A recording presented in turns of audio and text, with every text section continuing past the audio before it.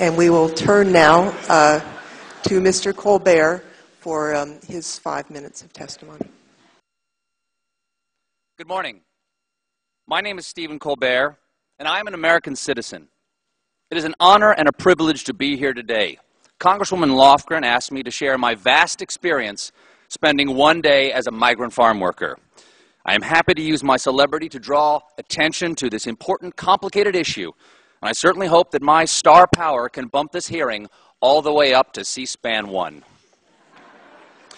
As we've heard this morning, America's farms are presently far too dependent on immigrant labor to pick our fruits and vegetables.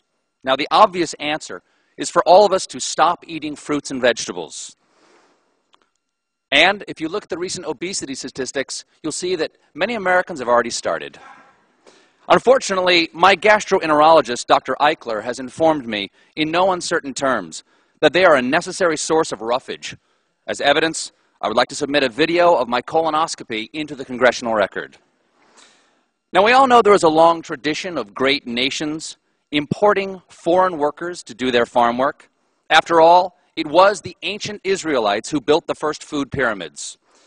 But this is America. I don't want a tomato picked by a Mexican. I want it picked by an American, then sliced by a Guatemalan, and served by a Venezuelan in a spa where a Chilean gives me a Brazilian. Because my great-grandfather did not travel across 4,000 miles of the Atlantic Ocean to see this country overrun by immigrants. He did it because he killed a man back in Ireland. That's the rumor. I don't know if that's true. I'd like to have that stricken from the record. So we do not want immigrants doing this labor. And I agree with Congressman King, we must secure our borders. Of course, I'm sure Arturo Rodriguez is saying, who then would pick our crop, Stephen? First of all, Arturo, don't interrupt me when I'm talking. That's rude. Second, I reject this idea that farm work is among the semi-mythical jobs that Americans won't do. Really? No Americans. I did. As part of my ongoing series, Stephen Colbert's Fallback Position, where I try other jobs and realize that mine is way better.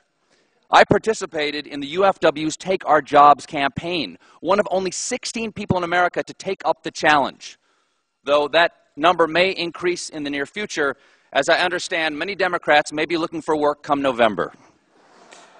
Now, I'll admit, I started my workday with preconceived notions of migrant labor.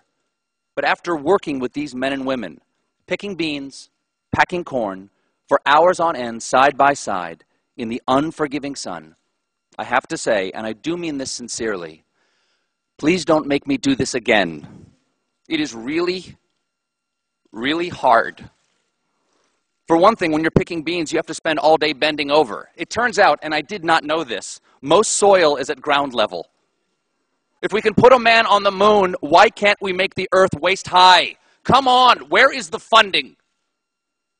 This brief experience gave me some small understanding of why so few Americans are clamoring to begin an exciting career as seasonal migrant field worker. So, what's the answer? I'm a free market guy.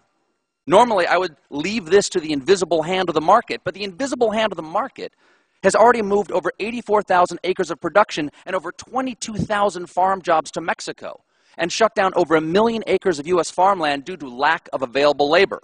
Because apparently, even the invisible hand doesn't want to pick beans. Now, I'm not a fan of the government doing anything. But I've got to ask, why isn't the government doing anything? Maybe this ag jobs bill would help. I don't know. Like most members of Congress, I haven't read it. But maybe we could offer more visas to the immigrants who, let's face it, will probably be doing these jobs anyway.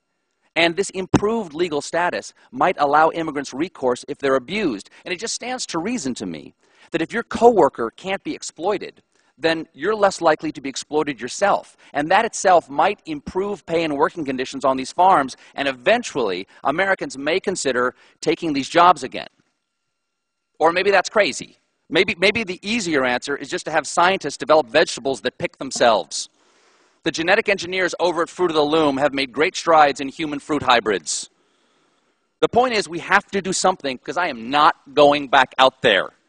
At this point, I break into a cold sweat at the side of a salad bar. I thank you for your time. Again, it is an honor, a privilege, and a responsibility to be here. I trust that following my testimony, both sides will work together on this issue in the best interest of the American people, as you always do. I'm now prepared to take your questions and/or pose for pictures with your grandchildren. I yield the balance of my time. USA #1.